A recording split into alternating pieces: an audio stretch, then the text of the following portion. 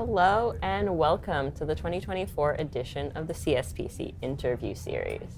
I am Alessandra Zimmerman, a longtime CSPC volunteer and currently an R&D policy analyst back in the United States. I'm here today with Costanza Conti, the science attaché to the Italian embassy in Canada, and we're just going to have a quick little chat. So to start, I want to know, how is the Italian embassy set up to handle science attachés and science diplomacy? Okay, so first of all, thank you for inviting me. I'm very, very glad to be here.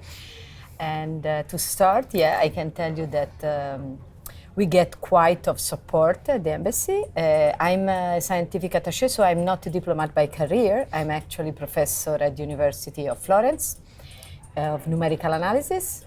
So I'm more a scientist than a diplomat, but the embassy, I work as a scientific attaché, and I'm the only one in Canada. So I'm supposed to cover all Canada, and I'm the only one in my office. So it's not that I have collaborators, but still I try to collaborate with my colleagues at the embassy, so the cultural attaché and the economic attaché.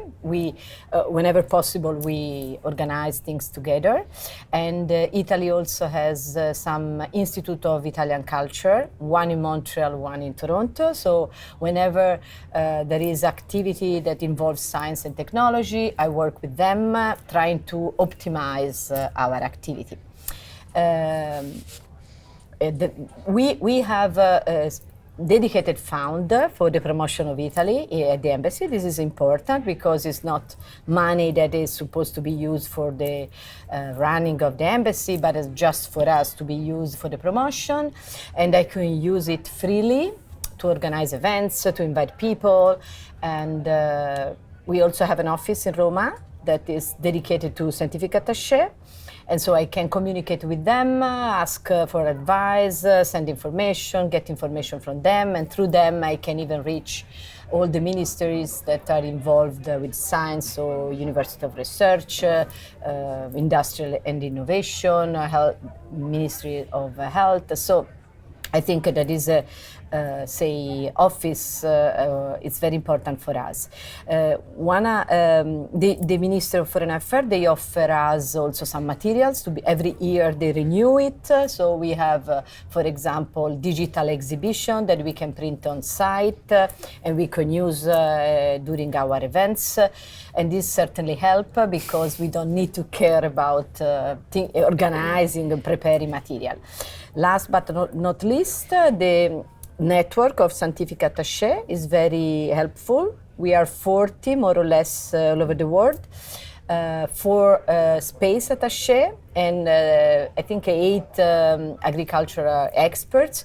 So we have a network. We meet every year in Italy for what is called the Conference of the Scientific Attaché, and we keep in touch, so we exchange information, ideas, possible activities that were successful in one place, we iterate, replicate in another place. So this group is important, and just to give you an idea, in February, we are going to host an exhibition on Galileo and the geolocalization, the idea of geolocalization of Galileo at the Perimeter Institute in Waterloo.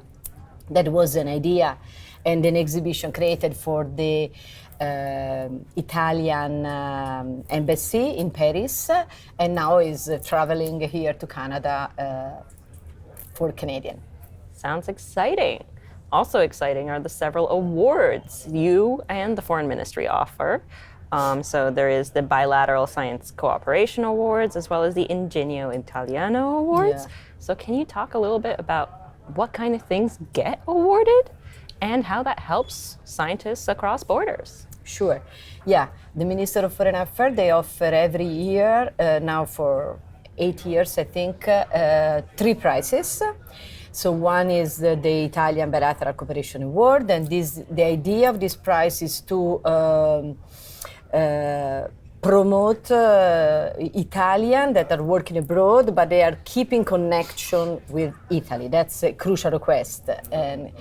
And there are other prizes like science, she says, for women scientists, not Italian, but all over the world. And a last one is Innovazione che parla italiano, means innovation that speaks Italian, is for startup.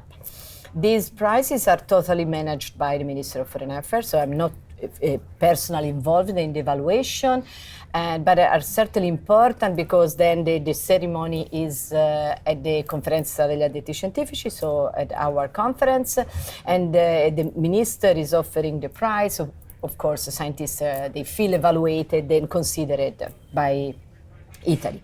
The other prize, the Ingegno Italiano Award that you mentioned, is an idea that we had here at the embassy. It's to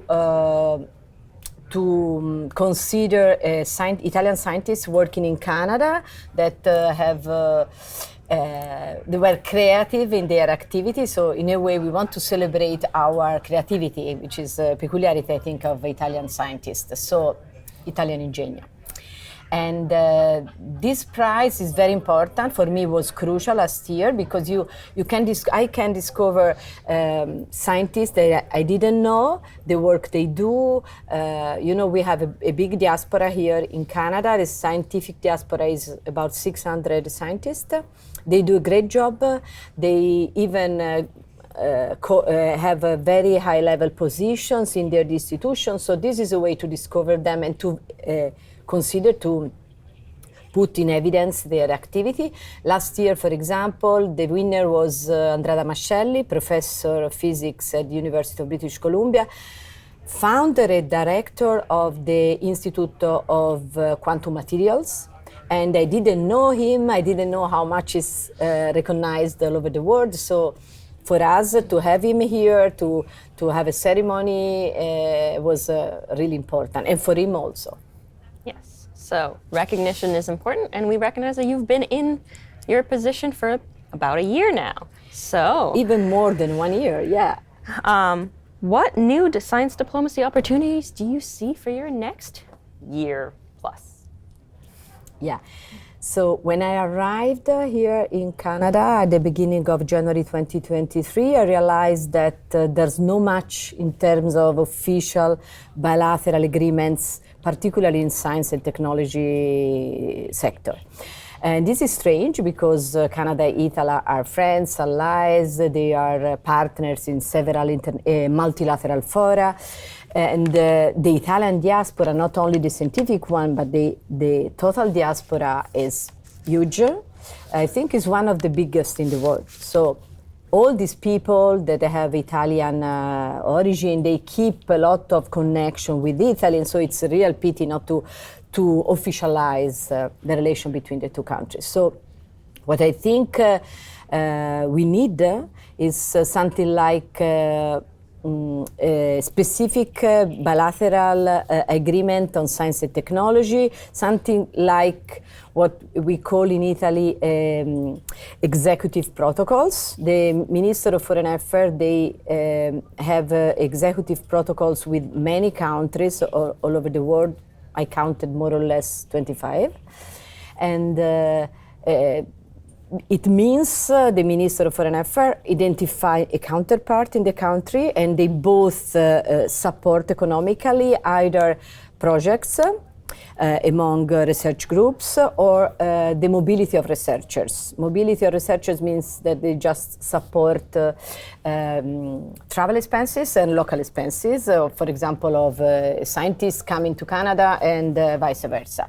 Here, there's nothing with Canada. There was an agreement with Quebec only till 2019, and I think it's a real pity because all the scientists that I meet, they ask for this type of recognition specific for, the relation between Canada and Italy. So I'm trying to identify the counterpart for our Minister of Foreign Affairs. Could be even a provincial government. Later today, I'm going to talk with the Quebec representative to see if we can renew the agreement with Quebec or Alberta. I'm talking with Alberta, IZ also here. So let's see. I hope we will find a way.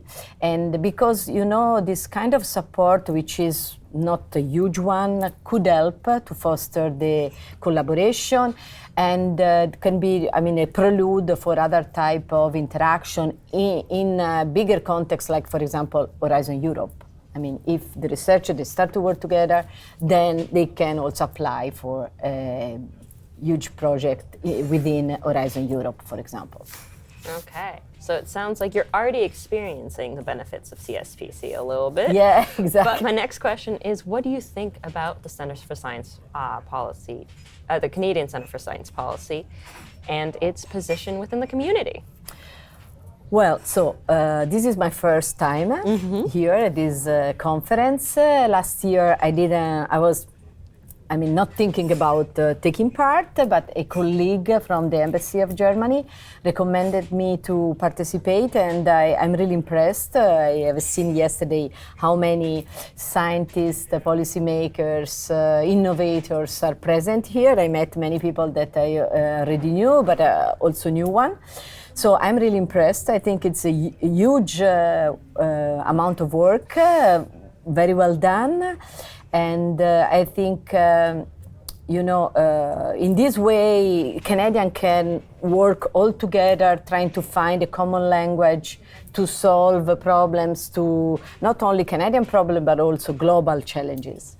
I wish we could export this idea, for example, in Italy, because I think we lack of activities of this type.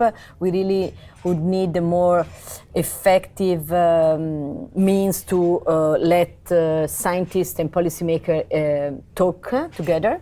For example, we do not have a chief science advisor like Canada has. Italy has no one specific person, but rather several people that are counselor for ministers and the prime minister.